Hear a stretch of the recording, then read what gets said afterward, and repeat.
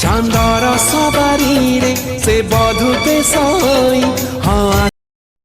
ନମସ୍କାର ବନ୍ଧୁ, ଏମିତିକା ଷ୍ଟାଟସ୍ ଭିଡ଼ିଓ ବିଏନ୍ ଆପ୍ଲିକେସନରେ କେମିତି ଏଡିଟିଂ କରିବେ, ସେଥିପାଇଁ ଆମକୁ କିଛି ଇମେଜେସ୍ ଗୁଡ଼ିକୁ ଡାଉନଲୋଡ୍ କରିବାକୁ ପଡ଼ିବ।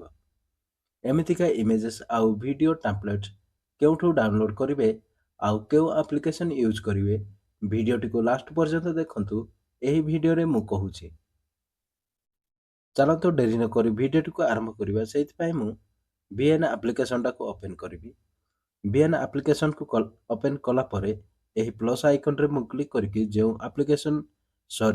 ଯେଉଁ ଇମେଜେସ୍ ଗୁଡ଼ିକୁ ମୁଁ ଡାଉନଲୋଡ୍ କରିଛି ସେହି ଇମେଜେସ୍ ଗୁଡ଼ିକୁ ମୁଁ ସିଲେକ୍ଟ କରିନେବି। ଆଗ ମୁଁ ସିଲେକ୍ଟ କରିନେଉଛି, ତାପରେ ମୁଁ ନେକ୍ସଟ କରିଦେବି। ନେକ୍ସଟ କଲା ପରେ ଇମେଜେସ୍ ଗୁଡ଼ିକ ସମ୍ପୂର୍ଣ୍ଣ ଭାବରେ ସିଲେକ୍ଟ ହେଇଯାଇଛି। ଆର ବଳକା ପାର୍ଟଟାକୁ ମୁଁ ଡିଲିଟ୍ କରିଦେବି। ଡିଲିଟ୍ କଲା ପରେ ଏହି ଅରିଜିନାଲରେ କ୍ଲିକ୍ କରିବେ। ଉପରେ ଅରିଜିନାଲରେ କ୍ଲିକ୍ କଲା ପରେ 9.16କୁ ସିଲେକ୍ଟ କରିବେ।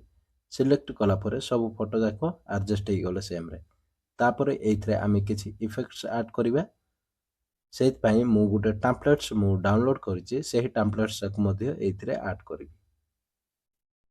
ଆପଣଙ୍କୁ ମୁଁ ଭିଡ଼ିଓ ଆରମ୍ଭରେ କହିଥିଲି ଏମିତିକା ହାଇ କ୍ୱାଲିଟି ଇମେଜେସ୍ ଆଉ ହାଇ କ୍ୱାଲିଟି ଭିଡ଼ିଓ ଟାମ୍ପଲେଟ୍ସ କେଉଁଠୁ ଡାଉନଲୋଡ୍ କରିବେ ବୋଲି।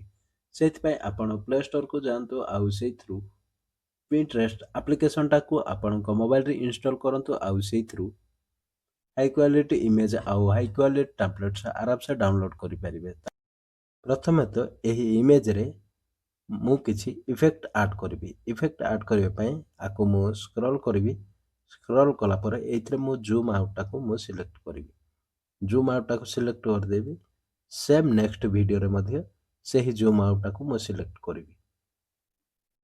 ଏମିତି ସବୁ ଇମେଜେସରେ ଜୁମ୍ ଆଉଟଟାକୁ ସିଲେକ୍ଟ କରିଦେବେ। ସିଲେକ୍ଟ କଲା ପରେ ଏବେ ମୁଁ ଏଇଥିରେ ଗୋଟେ ଟାମ୍ପଲେଟ୍ସ ଇମ୍ପୋର୍ଟ କରିବି, ଯେଉଁଟା ମୁଁ ଡାଉନଲୋଡ୍ କରିଛି। ସେହି ଟାମ୍ପଲେଟ୍ଟାକୁ ମୁଁ ଇମ୍ପୋର୍ଟ କରିବା ପାଇଁ ମୁଁ ଭିଡ଼ିଓସରେ ଯିବି। ଭିଡ଼ିଓସକୁ ଯାଇକି ସେହି ଟାମ୍ପଲେଟ୍ଟାକୁ ମୁଁ ଇମ୍ପୋର୍ଟ କରିବି। ଏହି ଟାମ୍ପଲେଟ୍ଟାକୁ ମୁଁ ଇମ୍ପୋର୍ଟ କରିବି। ଇମ୍ପୋର୍ଟ କଲା ପରେ ଆର ସାଇଜ୍ଟା ମୁଁ ଫିଟ୍ କରିଦେବି। ସାଇଜ୍ଟା ଫିଟ୍ ହେଇଗଲା। ଫିଟ୍ ହେଇଗଲା ପରେ ଆର ଯେଉଁ ଅଡ଼ିଓଟାକୁ ମୁଁ ତାକୁ ଡିଲିଟ୍ କରିଦେବି। ଟାମ୍ପଲେଟ୍ସର ଯେଉଁ ଅଡ଼ିଓ, ସେହି ଅଡ଼ିଓଟାକୁ ମୁଁ ଡିଲିଟ୍ କଲି। ଡିଲିଟ୍ କଲା ପରେ ଟାମ୍ପଲେଟ୍ରେ ମୁଁ କ୍ଲିକ୍ କରିବି। କ୍ଲିକ୍ କଲା ପରେ ଏଇଥିରେ ଦେଖିପାରୁଛନ୍ତି ବ୍ଲେଣ୍ଡିଂ ଅପସନ୍ ଅଛି। ବ୍ଲେଣ୍ଡିଂରେ କ୍ଲିକ୍ କରିବେ। ବ୍ଲେଣ୍ଡିଂରେ କ୍ଲିକ୍ କଲା ପରେ ଏହି ସ୍କ୍ରିନ୍ରେ କ୍ଲିକ୍ କରିଦେବେ। ସ୍କ୍ରିନ୍ରେ କ୍ଲିକ୍ କରିଦେବେ, ତାପରେ ଜଷ୍ଟ ପ୍ଲେ କରିଦେବେ। ଏମିତି ପ୍ରକାର ହେଇଯିବ। ତାପରେ ଆକୁ ଡୁପ୍ଲିକେଟ୍ କରିଦେବେ।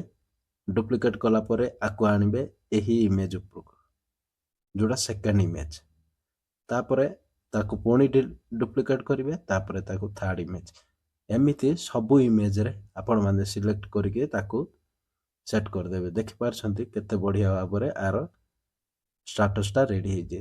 ସୋ ଆଇ ହୋପ୍ ଆପଣମାନେ ଅଲରେଡ଼ି ଜାଣି ସାରିଥିବେ କେମିତି। ତାପରେ ତ ଆଉ ବାକି ରହିଲା, ଯଦି ମ୍ୟୁଜିକ୍ ଆଡ୍ କରିବାର ଅଛି ତେବେ ମ୍ୟୁଜିକକୁ ଯାଇକି ଆପଣ ମ୍ୟୁଜିକଟାକୁ ଆଡ୍ କରିପାରିବେ।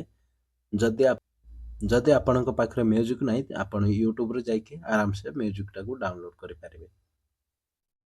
ତାପରେ ଆକୁ ଆମେ କ'ଣ କରିବା, ଏକ୍ସପୋର୍ଟ କରିଦେବା। ମୁଁ ଆକୁ ଏକ୍ସପୋର୍ଟ କରିଦେଉଛି।